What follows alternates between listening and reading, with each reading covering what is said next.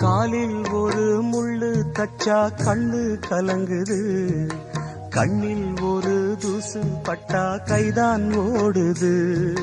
சேவல் அன்று கோடு கிழிச்சு வேலி போட்டது, வேலி தாண்டி கோழி போக வேளை வந்தது. அக்கம் பக்கம் யாரும் இல்ல, ஆபத்துக்கு பாவம் இல்ல, பாசத்துக்கு சட்டம் இல்ல, மீறுவது குத்தம் இல்ல, பாசத்துக்கு ரெக்க முளைச்சு பறந்து போகுது தன்னால. சம்சாரம் அது மின்சாரம், சம்சாரம் அது மின்சாரம்.